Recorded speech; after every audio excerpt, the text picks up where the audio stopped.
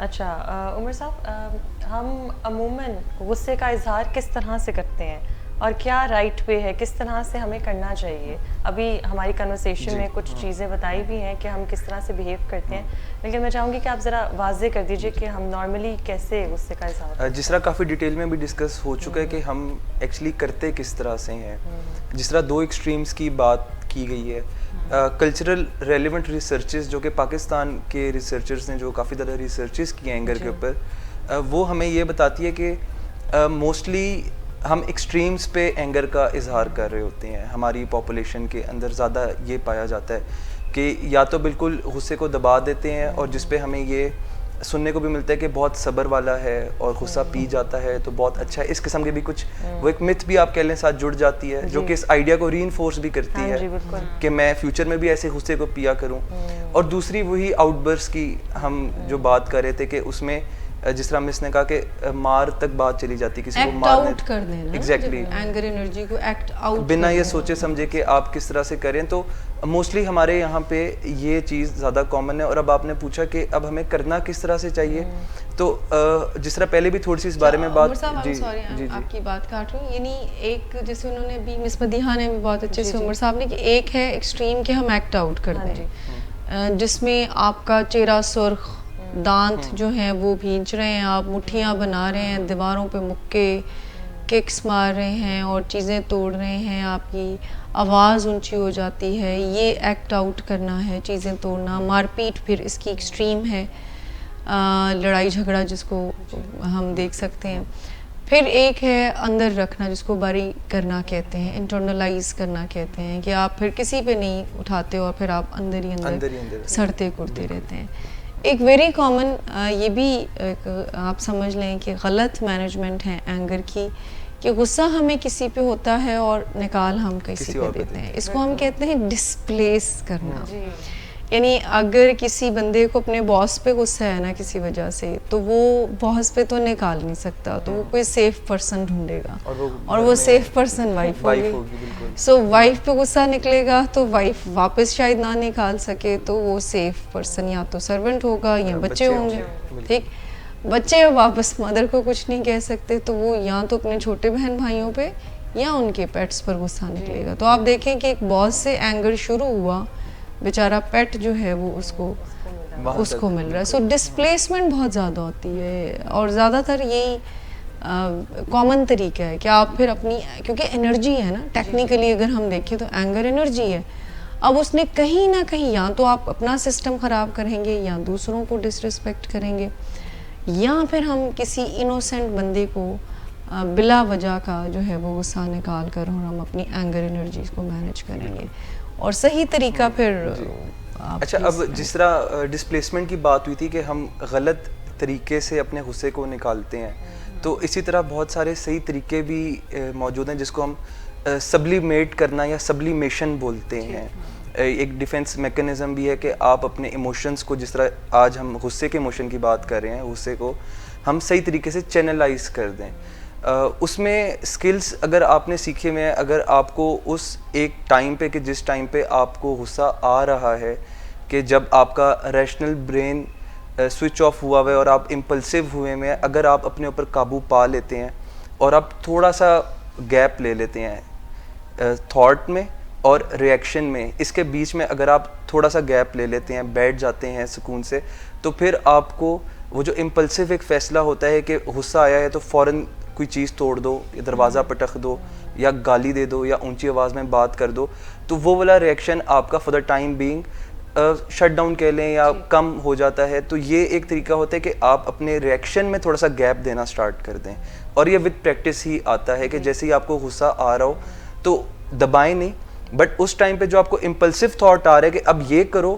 اس پہ تھوڑا سا ایک گیپ دینا سٹارٹ کر دیں اس ایکشن میں۔ تو آہستہ آہستہ، کیونکہ آپ کا جو برین ہے وہ جب امپلسو ہوا ہوا ہوتا ہے تو جو پہلے تھاٹ آپ کو دیتا ہے وہ ڈسٹرکٹیو تھاٹس ہی دیتا ہے، تو آپ نے اس کو ہمیشہ اوائڈ کرنا ہے۔ اور اس میں کچھ ٹیکنیکس ہوتی ہیں جس طرح کہ اگنورنگ۔ جی یہاں پہ میں بتاتی چلوں کہ ہمارے ویورز یہ سوال لازمی کرتے ہیں کہ جب غصہ آ رہا ہوگا تو ہم کیسے جو ہے نا پیچھے ہو جائیں یا تھوڑا سا ریشنلائز کریں۔ تو یہ بات آپ نے بڑی اچھی بتا دی ہے کہ विद प्रैक्टिस आएगा जी। ये फौरन से हम नहीं कर सकते इसको, जो है ना, हमें एनालाइज करने की ज़रा थोड़ी ज़रूरत है उस उस सिचुएशन को टाइम भी। पर देखें टेक्निकली तो इमोशनल ब्रेन ओवर एक्टिव होता है जब हम गुस्से में होते हैं, जी। और जिस दिमाग ने रैशनैलिटी देनी होती है दिमाग के हिस्से ने, वो ज़रा ऑफ हुआ हुआ होता है, ज़रा वो दरवाजे बंद किए हुए होते हैं उसने।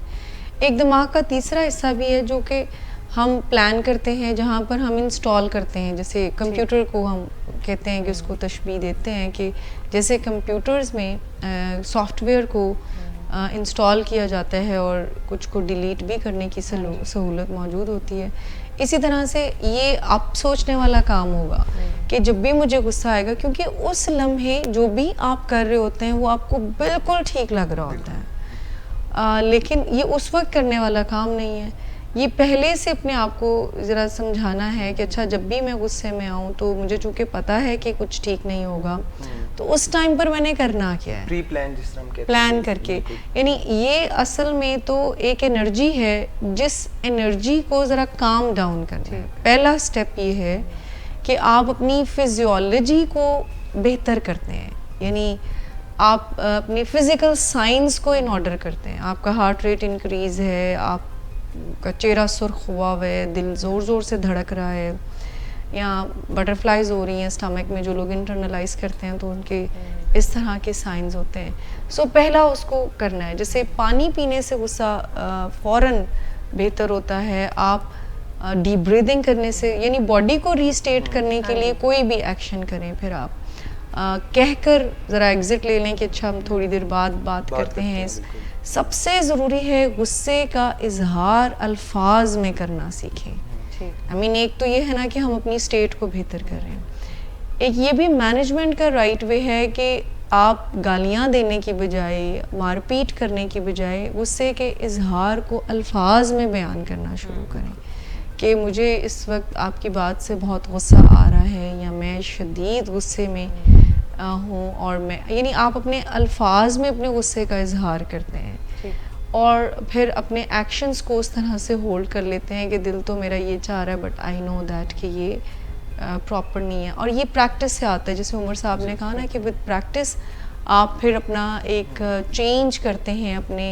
मेथड को, कि अगर आप रिएक्ट कर रहे हैं या आप इंटरनलाइज कर रहे हैं तो फिर आप राइट वे में मैनेज। तो सबसे पहला काम अपनी एनर्जीज़ को इन ऑर्डर करना है, कुछ भी डाइवर्जन करके। और दूसरा, अगर हम गुस्से का इजहार करना सीख जाएं अल्फाज में, यानी एक्सप्रेस करना रादर रिएक्टिंग और इंटरनलाइजिंग। ठीक है। इसके अलावा कुछ और इस तरह के भी तरीके हो सकते हैं कि जब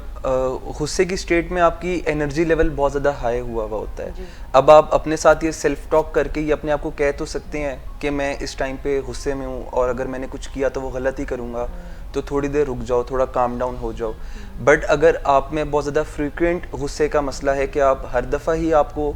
छोटी छोटी बात पे गुस्सा आता है और हर दफ़ा ही आपको अपने ऊपर एक बहुत ज़्यादा मेहनत करनी पड़ती है अपने आप को बिठाने में, तो फिज़िकल एक्टिविटी आपको बहुत ज़्यादा हेल्प कर सकती है। अगर आप रनिंग करते हैं, अगर आप फुटबॉल खेलते हैं, अगर आप एक्सर्शन किसी ना किसी तरह करते हैं, आप जाएँ अपना पसीना बहाएं, अपनी ज़रा एनर्जी को हेल्दी वे में चैनलाइज करें, तो नेचुरली आपकी लाइफ के अंदर ही वो ज़रा एक सेरेनिटी या एक वो जो आपका जो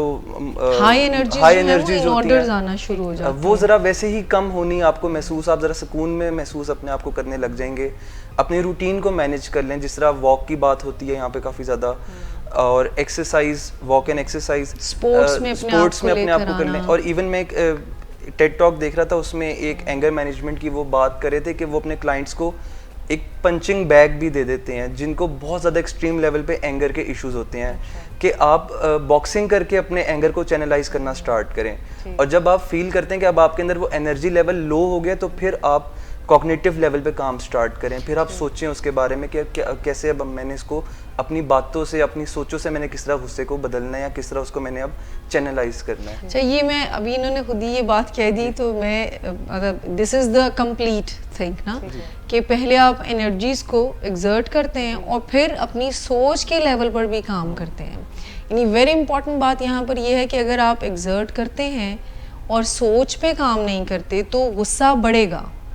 यानी ये समझने वाली बात है कि अगर पंचिंग बैग पे आप اپنے غصے کا اظہار مکے مار مار کے کرتے ہیں لیکن سوچوں میں رومینیٹ کرتے رہتے ہیں کہ کیوں کیا اس نے, ہاؤ ڈیئر, اب تو میں یہ, اب تو میں ویسے, تو غصہ کم نہیں ہوگا, غصہ اور زیادہ ہوگا. کوگنیٹیو لیول پر سیلف ٹاک کے ذریعے اپنے سوچوں کے ساتھ بات کریں کہ اس مسئلے کو حل, the second step is when you calm down yourself, تو پھر آپ پرابلم سالونگ کی طرف جاتے ہیں کہ مجھے اس بندے کے ساتھ ہی غصہ کیوں آتا ہے یا مجھے اس پرٹیکولر بات پہ ہی غصہ کیوں آتا ہے. تو آپ رائٹ ریزن کو فائنڈ آؤٹ کر کے تو پھر آپ اس کو سالو کرتے ہو. اور اس میں جیسے میں نے کہا کہ فیلنگس کا اظہار کرنا بھی ون آف دا مینجمنٹ ہے, تو آپ مینیج کرتے ہو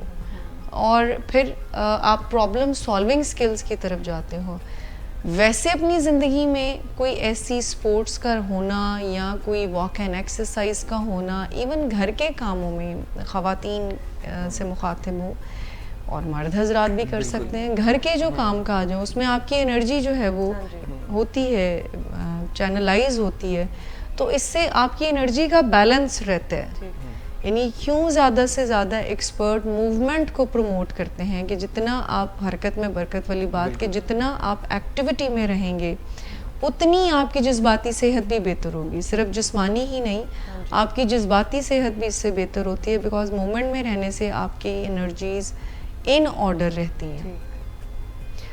یہاں پر میں ایک بات ایڈ کرنا چاہوں گی, جیسے مس شمائلہ نے یہ کہا ہے کہ اپنی باتوں کے ذریعے اپنے غصے کو حل کر, جیسے ہم یہ کہتے ہیں نا کہ ہم نے ڈفرینس پہلے شروع میں بتایا تھا کہ اینگر اور ایگریشن میں ڈفرینس یہ ہے کہ یہ ایک فیلنگ ہے اینگر, اور ایگریشن ایک بیہیویئر ہے. تو اس کے لیے جیسے مس شمائلہ نے کہا کہ باتوں کے ذریعے, تو سب سے امپورٹنٹ چیز ہے اسرٹیونیس. آپ اسرٹیونیس سیکھ لیں کہ آپ کس طرح سے اپنی باتوں کا اظہار کر سکتے ہیں. اس میں سب سے امپورٹنٹ چیز ہے کہ میوچول رسپیکٹ, کہ آپ اگلے کی رسپیکٹ کو بھی وائلیٹ نہ کریں اور آپ اپنی رسپیکٹ کو بھی وائلیٹ نہ ہونے دیں, بلکہ آپ جو ہے وہ اس طرح سے بات کریں کہ اگلے کو آپ کی بات سمجھ آئے اور آپ اپنی بات, اپنی فیلنگس بھی ایکسپریس کریں. فار ایگزامپل کہ آپ اپنی فیلنگس بتائیں کہ آپ نے, کہ مجھے اچھا محسوس نہیں ہو رہا جب آپ اس طرح کی بات کر رہے ہیں, تو میں چاہوں گا کہ آپ اس طرح کی بات نہ کریں. جس کا بہت ہی